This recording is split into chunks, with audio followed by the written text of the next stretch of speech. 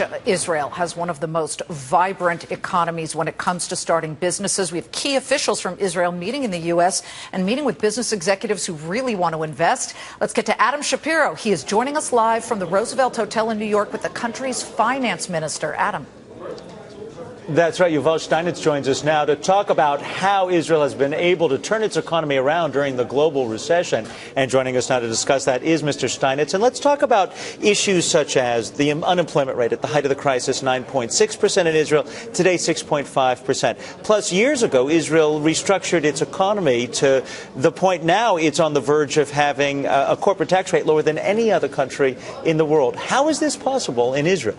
Well, we have chosen a different counter-crisis policy or approach than most other countries. The main idea was to build our recovery not on artificially increase consumptions, government consumptions or private consumptions, but on putting a very strong emphasis on attracting new investments into the Israeli economy. In 2009, we did feel the initial impact of the crisis. As you mentioned, unemployment came closer to 10%, like in Europe and the United States. But in 2010, 2011, 2012, the economy is growing again. I think the strongest economic growth in the Western world, also this year. Unemployment is down. We produce more jobs per capita than any other Western country. And this is due to the fact that the level of investment in the real economy grew by 40% in the last 3 years. What is it, do you think, that attracts foreign investors to Israel?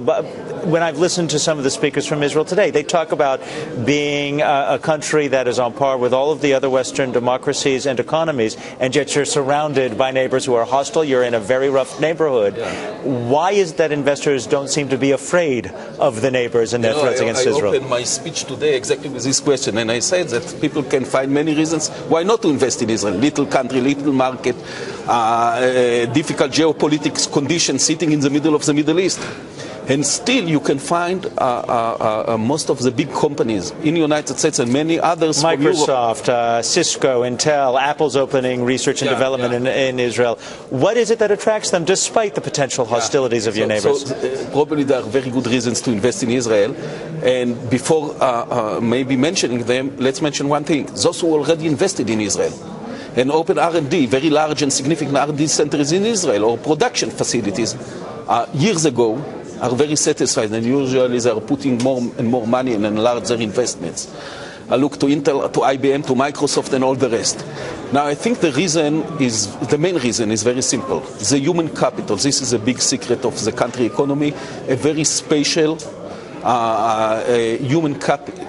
The number of PhDs exceeds almost every other country. Israel is number one in the world in the number of PhDs per capita. Number one in the world in the number of startups per capita. Number two to the United States in complete number of startups. Yes. More startups in Israel than in Germany, in China, in Japan. Lately, Israel was announced number one in the quality of academic research that are applicable to the industry.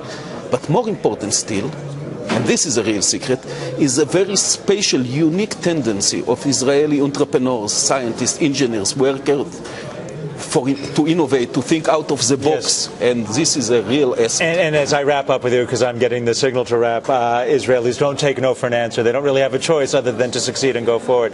Dr. Steinitz, we appreciate you joining us here on the Fox Business Network. Liz, I'm going to throw it back to you.